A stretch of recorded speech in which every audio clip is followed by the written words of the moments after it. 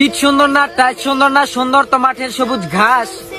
ঘাসের বুকে এক ক্রিকেট খেলোয়াড় এক তামিম ইকবাল আছে, যে হেরে যাওয়া ম্যাচকে ভাঙা হাতে জিতানোর দেয় আত্মবিশ্বাস। নেতা বুঝি না, প্লেয়ার বুঝি না, আম্পায়ার বুঝি না, যার কাছে দুর্নীতির নাই কোনো ছাড়। বাংলাদেশে এক অলরাউন্ডার সাকিব আল হাসান আছে, যে চিতা নয়, সিংহ নয়, পুরো এক রয়্যাল বেঙ্গল টাইগার।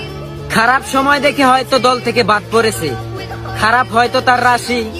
হ্যাঁ, আমি এক মাহমুদুল্লাহ রিয়াদের কথা বলছি, যে কিনা হাজারো বাঙালির চোখে জল আসার পরেও তাদের মুখে ফুটিয়েছে হাসি। খাদ্য ছিল না, বাসস্থান ছিল না, ছিল না পরার মতো বস্ত্র। বাংলাদেশে এক কাটার মুস্তাফিজ আছে, যে হাজারো বাঙালির যুদ্ধের এক অস্ত্র। সমালোচনার চোখে পড়েছে, চোখের জল ছেড়েছে, অনেক কষ্টের পর তার মুখে হাসি ফুটেছে আবার। সে আর কেউ না, তাসকিন আহমেদ, যে এখন বাংলার ক্রিকেটে এক নাম্বার ইনসুইঙ্গার বোলার। কিপিং সহ ব্যাটিংটা সে ভালোই করে, চিকি করতে গিয়ে আউট হলে সে সহ বাঙালি সবাই পায় কষ্ট। হ্যাঁ, বাংলাদেশে এক মুশফিকুর রহিম আছে, যে দলকে জিতানোর জন্য তার একটা চিকি যথেষ্ট। আমাদের একটা প্লেয়ার আছে, যার নাম শান্ত। সে শান্ত থাকতে থাকতে আজ খুবই ক্লান্ত, আর সে শান্ত থাকলেই পড়ে যায় দলের নিচে। আর যেই দিন শান্ত থেকে অশান্ত হয়ে যায়, সেই দিন হেরে যাওয়া বাংলাদেশও যায় জিতে। ওপেনিং এ খারাপ ব্যাট করলেই দলের জন্য সর্বনাশ। হ্যাঁ, বাংলাদেশে এক ওপেনার ব্যাটার আছে, যার নাম লিটন দাস।